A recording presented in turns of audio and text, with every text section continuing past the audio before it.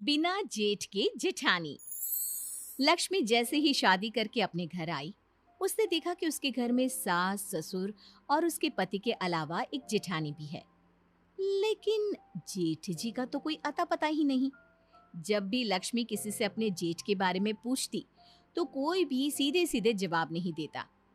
बिना जेठ जेठानी को देखकर लक्ष्मी का दिमाग घूम गया था।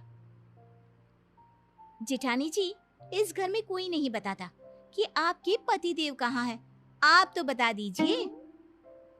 अरे तुमसे कितनी बार कह चुकी हूँ कि ये सवाल मुझसे मत पूछा करो। लक्ष्मी अपनी सास के पास जाती है।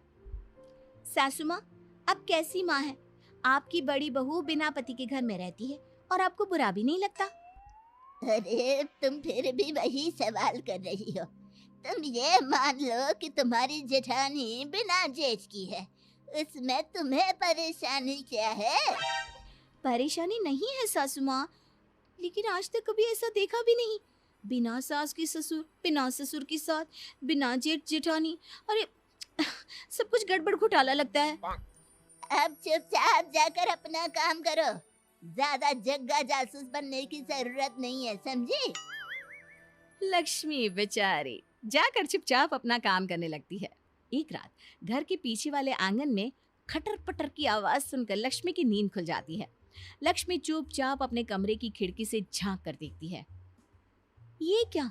जिठानी जी तो किसी आदमी के साथ चोरी छुपे बातें कर रही हैं। मुझे जाकर पता करना होगा।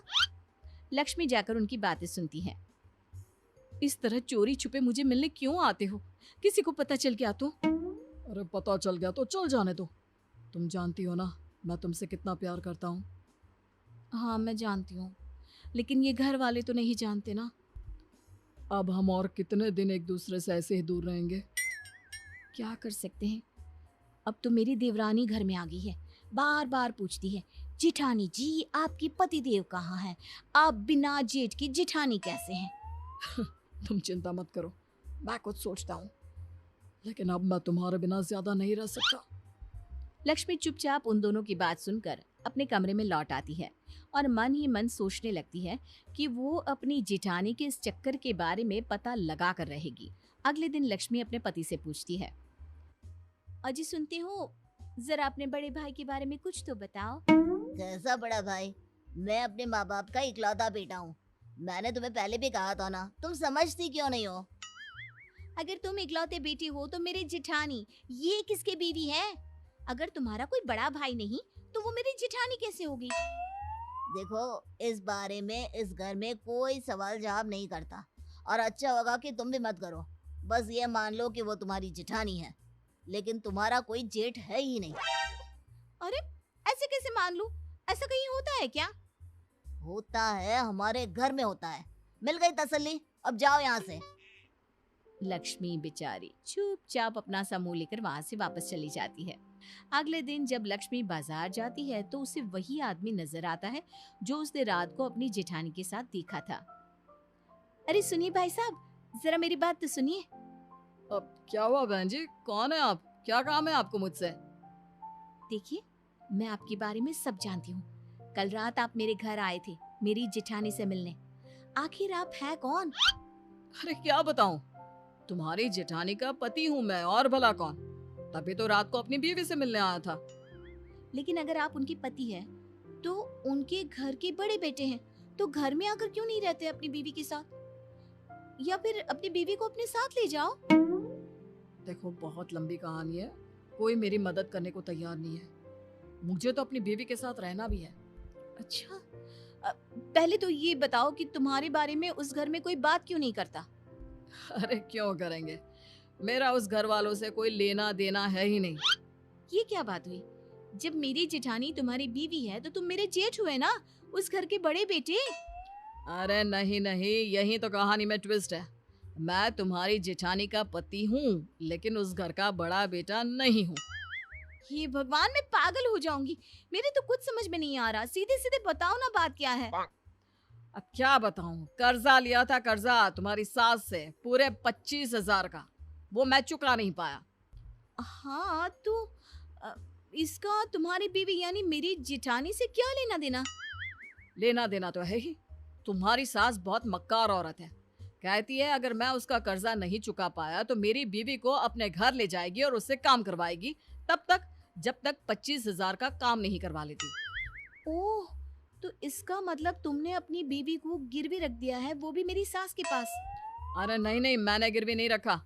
तुम्हारी वो चालाक सास मेरी बीवी को अपने साथ ले गई है, दुनिया को दिखाने के लिए। कहती है कि घर की बहू की तरह रखती है। हाँ, वैसे तुम्हारी बात तो सही है। मेरी जिठानी दिन भर घर का काम करती है। मुझे क्या पता था कि ये सब वो कर्जा उतारने के लिए कर रही है। मुझे लगता है कि तुम ही हो जो मेरी मदद कर सकती हो, मेरी बीवी को अपनी सास के चंगुल से छुड़वा सकती हो। तुम्हारी दुख भरी कहानी सुनकर तो मुझे रोना आ रहा है। मैं तुम्हारी मदद करना चाहती हूँ, बताओ मैं क्या करूँ। कल रात को मेरी बीवी को सामान सहित घर से बाहर भागने में मदद कर देना, बस।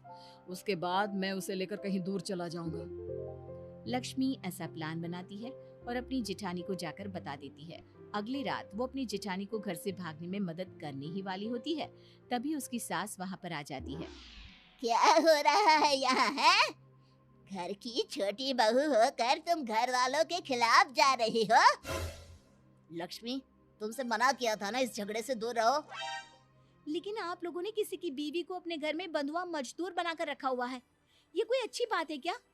जबरदस्ती उसे जेठानी का नाम देकर इस घर की बहू बनाकर दिन रात काम करवाते रहते हैं।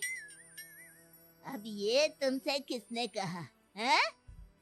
ये मनगढ़ंत कहानी कहाँ से बना कर लाई हो? इसका पति मिल गया था मुझे कल बाजार में, और उसी ने मुझे बताया कि कुछ पैसों की वजह से आपने उसकी बीवी को अपने घर में रख लिया है। लगता है भाई साहब ने तुमको भी पागल बना दिया। मतलब? अरे क्या बताऊं, एक नंबर का नालायक बेटा है। हमने उसकी शादी इतनी अच्छी लड़की से करवाई, कुछ कमाता नहीं, और ऊपर से ये तुम्हारी जेठानी उसके निकम्मेपन में उसका साथ देती थी।